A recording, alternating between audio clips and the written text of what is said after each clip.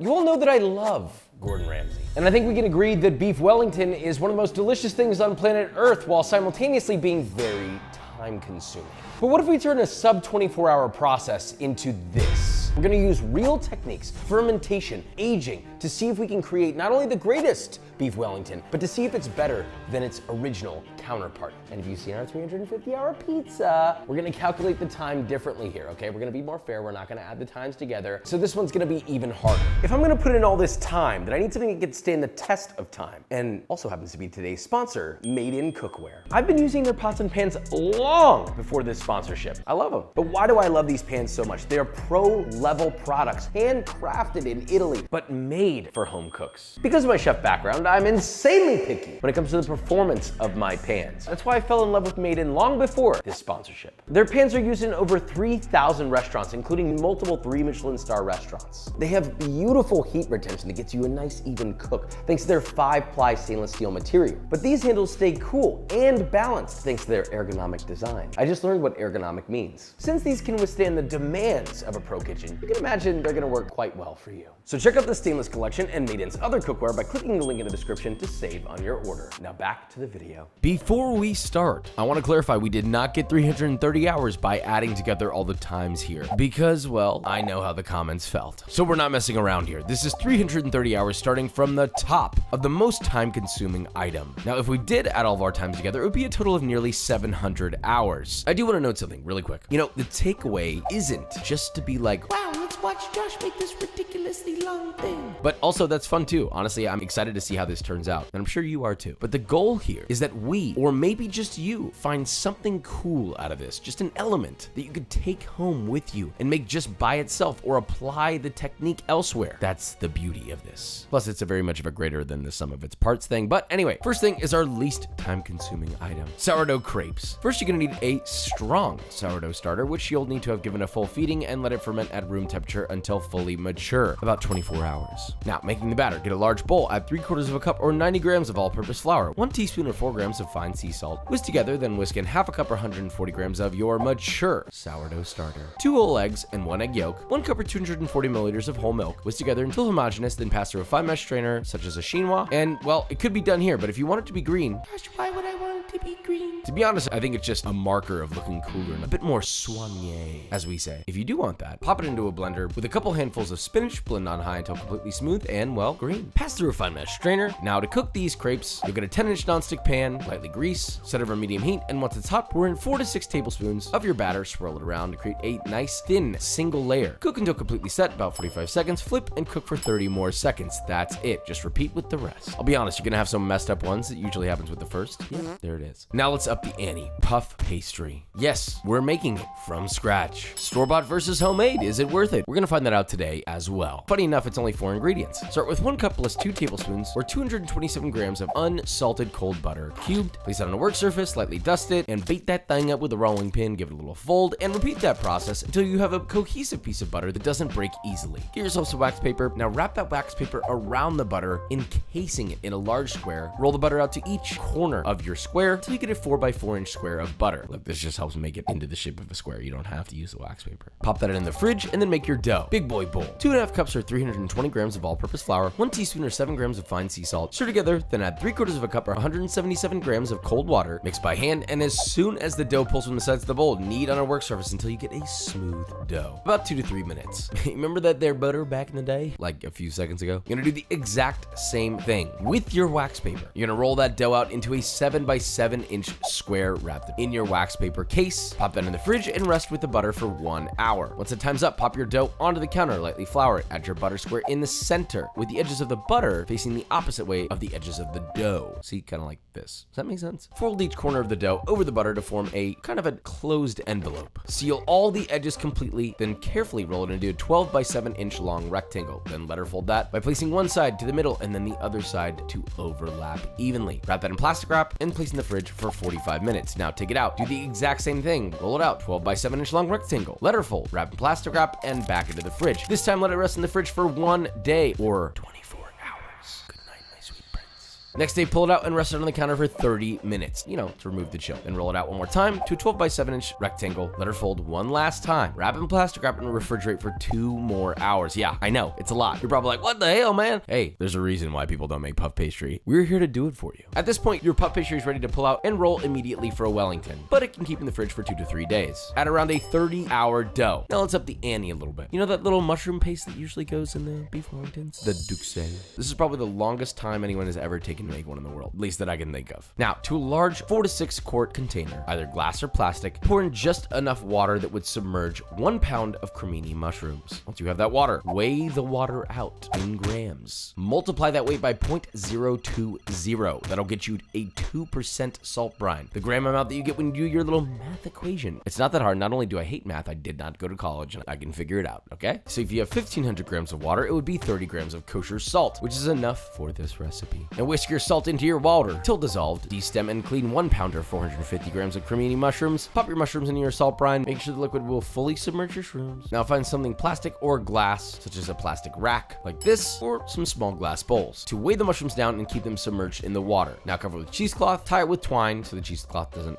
fly away. Let that sit at room temperature for 3 days. Listen up, always label your ferments. We like safety here. Once those are done fermenting, remove your mushrooms, rough chop them, place them in a food processor, chop finely, almost into a paste. Heat a medium pan over medium heat, add 2 tablespoons or 28 grams of unsalted butter. Once melted and bubbling, add 2 finely diced shallots, hit lightly with salt and saute for 1 minute, then add 3 tablespoons or 48 grams of whiskey, increase the heat to medium high, and boil that until almost all the liquid is gone. Then add your processed mushrooms, season very lightly with salt. Remember, these were brined earlier, okay? We don't want to oversalt this. Followed by 2 sprigs of thyme and 1 sprig of rosemary. Continuously cook and stir until the majority of the water has been cooked out and your duxelle looks like this, about 15 minutes. Then stir in 3 cloves of finely chopped garlic, and that finishes off with a 72-hour duxelle. Now, here's a weird twist for the beef Wellington. I don't know that anyone has ever done this before. I'm gonna also wrap this in a sheet of 72-hour cooked short rib, the whole muscle meat. We're not gonna chop it up. It's gonna be an actual sheet. First, you need 1 pound or 450 gram boneless short rib. Freeze that bad boy until extremely firm, but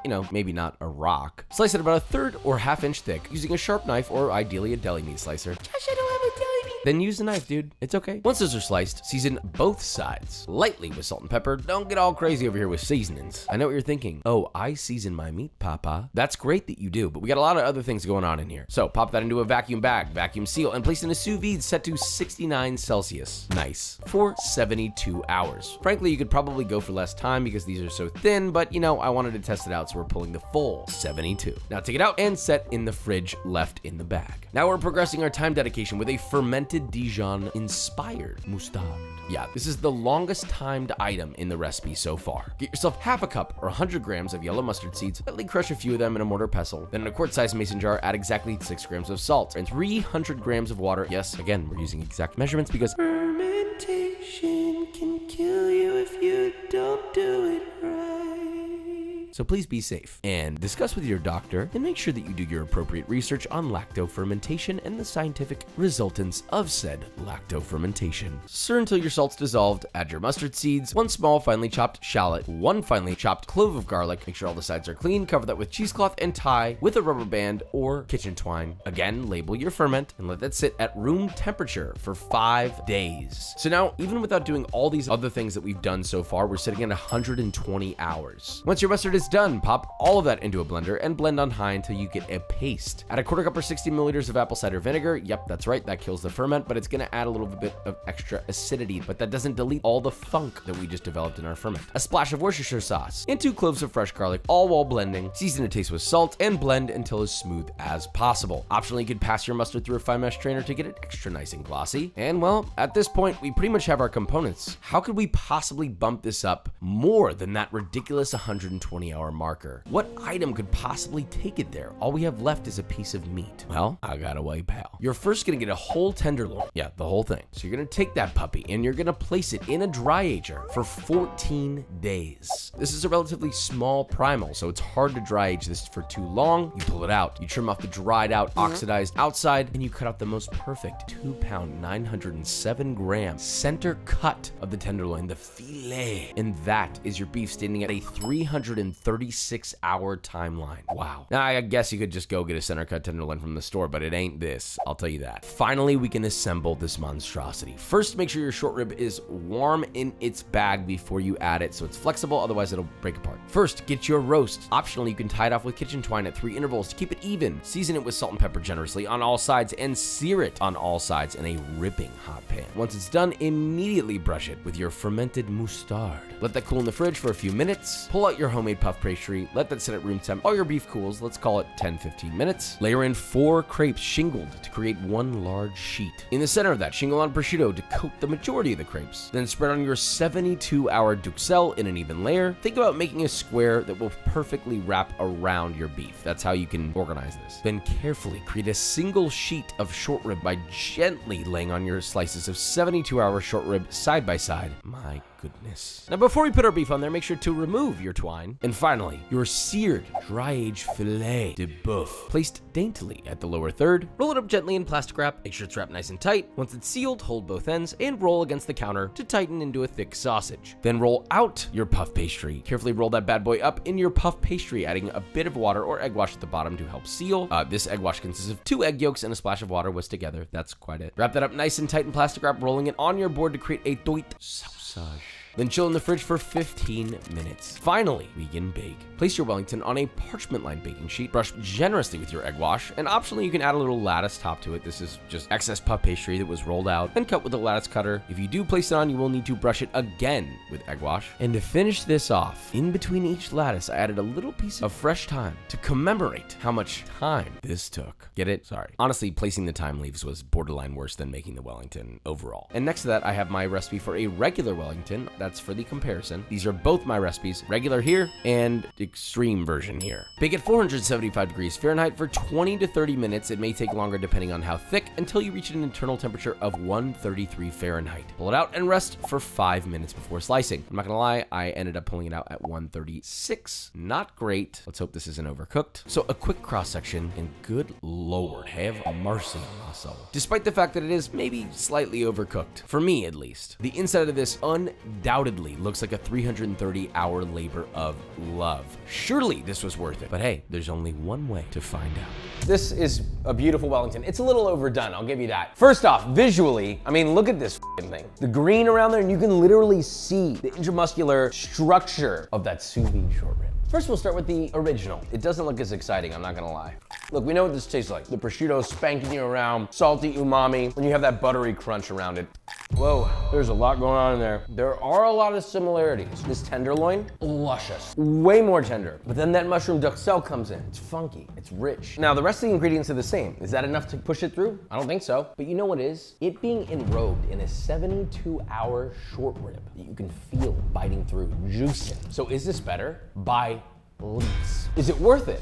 No, it's not. It is significantly better, and I do not ever want to do that again. But you could always learn something here, and you can use any of these single components in anything else. Pick something out of this that you think is the coolest and put it in another Wellington or something else and have a beautiful fucking day. But hey, thank you to Made In for sponsoring today's video, and don't forget to check out their stainless collection and Made In's other cookware by clicking the link in the description to save on your order. Don't forget to subscribe also. Bye!